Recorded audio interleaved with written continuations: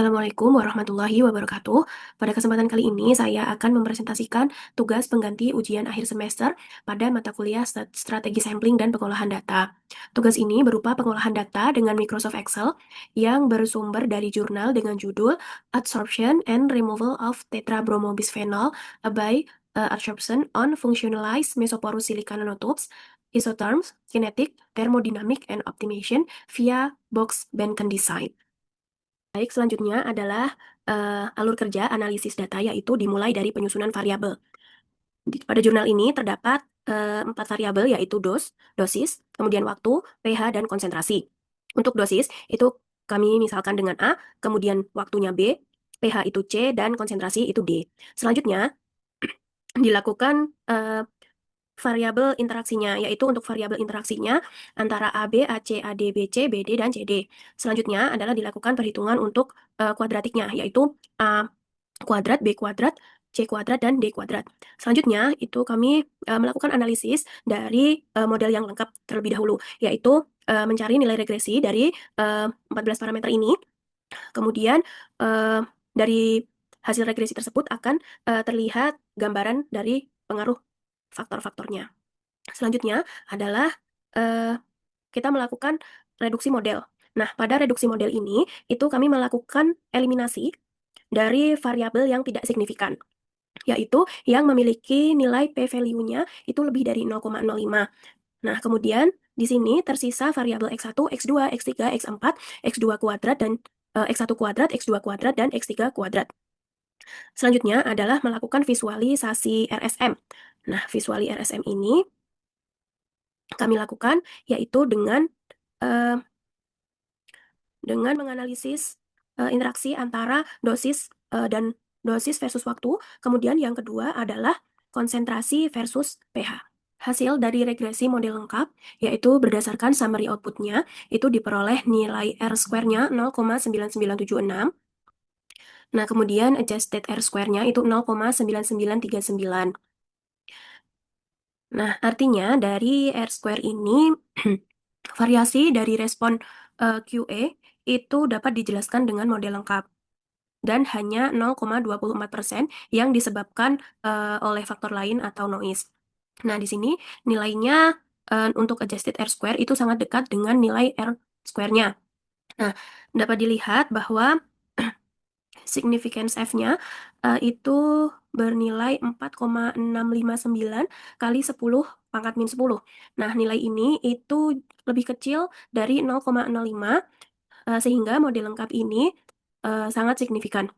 Nah, dilihat dari nilai p-value-nya itu untuk nilai yang signifikan, artinya P kurang dari 0,05, itu adalah variabel dosis, waktu, konsentrasi, dan efek kuadratiknya. Nah, untuk yang tidak signifikan itu adalah variabel pH dan seluruh interaksi, yaitu AB, AC, AD, BC, BD, dan CD.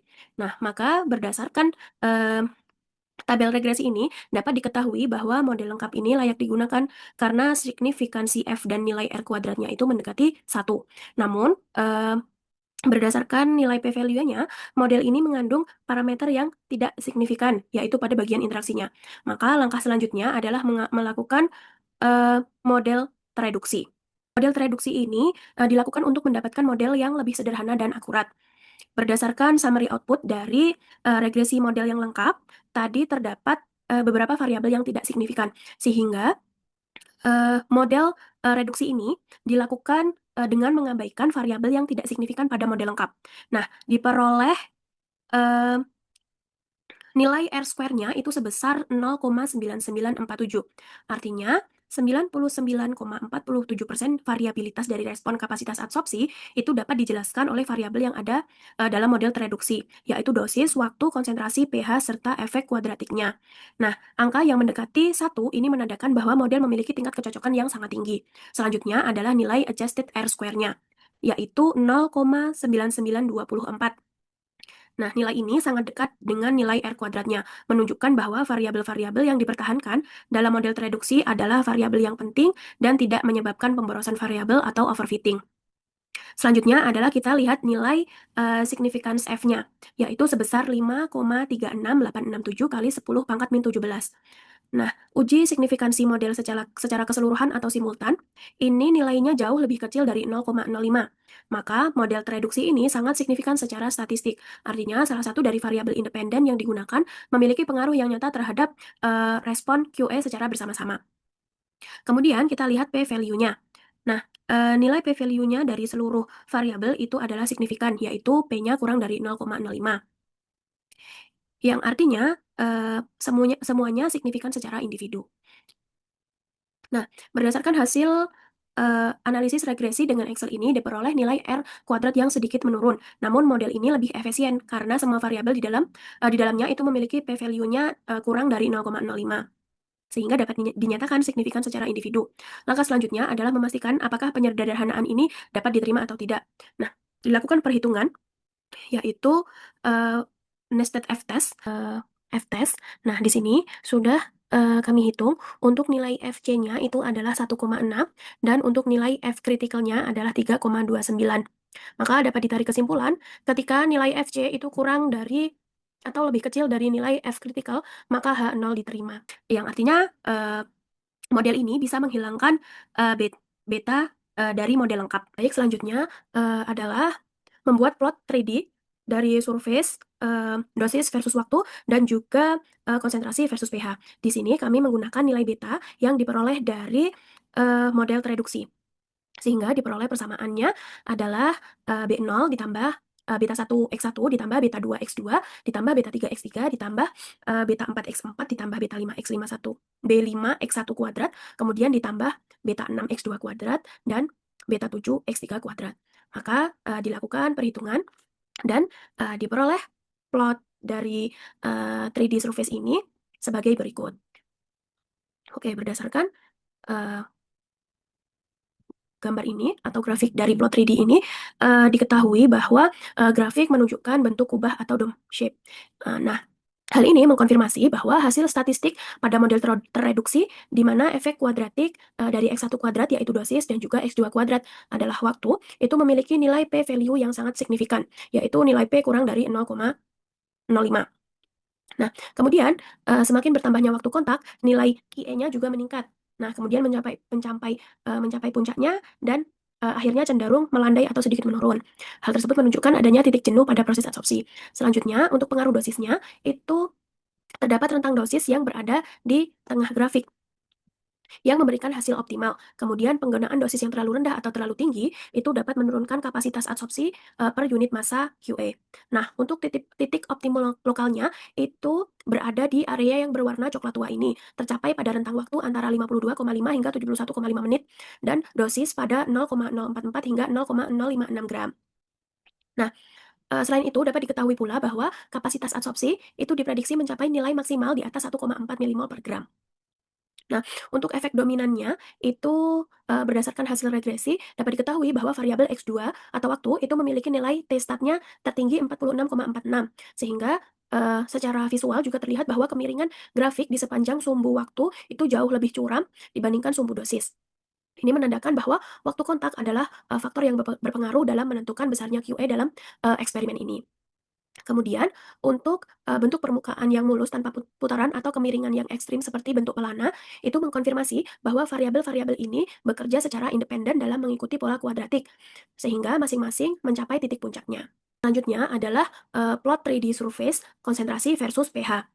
Nah, untuk pola hubungan antar variabelnya, itu grafik menunjukkan adanya kelengkungan atau kurvatur di sepanjang sumbu konsentrasi. Nah, hal ini didukung oleh hasil statistik model reduksi, di mana term kuadratik konsentrasi X3 kuadrat itu memiliki nilai p-value 0,0001, sehingga dapat diketahui bahwa nilai tersebut sangat signifikan. Yang berarti, kenaikan konsentrasi itu tidak menyebabkan kenaikan respon secara konstan, melainkan semakin meningkat eksponensial pada konsentrasi yang lebih tinggi. Kemudian, terdapat hubungan yang linier pada pH. Hal tersebut ditunjukkan bahwa sepanjang sumbu pH itu permukaan cenderung naik secara lebih konstan. Nah, dalam model tereduksi, pH yang dilambangkan dengan X4 hanya memiliki komponen yang linier signifikan P sama dengan 0,0019 tanpa term kuadratik X4 kuadrat. Sehingga grafiknya terlihat seperti bidang miring yang lurus ke atas seiring bertambahnya tingkat kebasahan. Untuk, titik optimum lokalnya itu kondisi maksimumnya kapasitas absorpsi tertinggi berada pada pojok atas grafik yang ditunjukkan oleh, warna hijau muda. Nah, untuk koordinat optimumnya berdasarkan visualisasi ini, respon maksimalnya antara 1,4 hingga 1,45 milimol per gram, dicapai pada kondisi pH 12 dan konsentrasinya itu 0,0014 milimol per liter. Untuk kondisi minimumnya, itu kapasitas terendahnya QE kurang dari 1,2 milimol per gram, terjadi pada kondisi asam, yaitu pH-nya 2, dengan konsentrasi awal yang rendah yaitu 0,0006 milimol per liter. Nah, pada model tereduksi ini variabel interaksi seperti X3, X4 itu telah diabaikan karena tidak, signifikan secara p-value-nya. Oleh karena itu, grafik ini mencerminkan pengaruh independen dari masing-masing variabel terhadap respon tanpa adanya efek sinergi yang saling bergantung antara pH dan konsentrasi. Nah, efek dominannya konsentrasi, yaitu meskipun kedua variabel signifikan, konsentrasinya memiliki pengaruh yang lebih kuat terhadap bentuk permukaan karena memiliki nilai p-value yang lebih kecil, yaitu 0,004 dibandingkan dengan pH yang memiliki nilai p-value-nya itu 0,0019. Nah, sehingga hal ini memperlihatkan, kecuraman grafik yang lebih tajam saat konsentrasi ditingkatkan dibanding saat pH ditingkatkan. Selanjutnya adalah kesimpulan dari analisis data yang sudah dilakukan. Yang pertama, model tereduksi itu dipilih karena terbukti sangat andal dan memiliki tingkat akurasi prediksi yang sangat tinggi. Hal ini dibuktikan dengan nilai R-square sebesar 0,9947, yang berarti model mampu menjelaskan 99,47% variasi dalam kapasitas absorpsi. Selain itu, nilai significance F sebesar 5,36 kali 10 pangkat min 17, yang mana nilai ini jauh di bawah 0,05. Hal ini dapat mengkonfirmasi bahwa, model ini sangat signifikan secara statistik untuk digunakan dalam prediksi. Yang kedua, penggunaan model tereduksi terbukti tepat karena menghasilkan nilai adjusted R-square-nya sebesar 0,9924, yang sangat dekat dengan nilai R-square-nya. Selisih yang sangat kecil 0,0023 menunjukkan bahwa model tereduksi ini efisien dan tidak mengalami pemborosan variabel atau overfitting. Selanjutnya adalah, dari keempat variabel yang diuji, waktu kontak adalah faktor yang paling berpengaruh secara dominan terhadap kapasitas absorpsi, yang dibuktikan dengan nilai T-stat-nya tertinggi yaitu sebesar 46,46 dan visualisasi grafik yang menunjukkan kemiringan paling curam pada sumbu waktu dibandingkan variabel lainnya. Kemudian yang keempat, berdasarkan visualisasi surface plot dan model kuadratik, kondisi operasi optimum dapat mencapai kapasitas absorpsi maksimal di atas 1,4 milimol per gram. Kemudian terdapat pada, waktu kontak itu 52,5 hingga 71,5 menit, untuk dosis adsorbennya itu 0,044 hingga 0,056 gram, kemudian, pada pH 12 dengan konsentrasi awal 0,0014 milimol per liter. Baiklah, cukup sekian, presentasi yang dapat saya lakukan dari analisis, data tersebut. Cukup sekian, wassalamualaikum warahmatullahi wabarakatuh.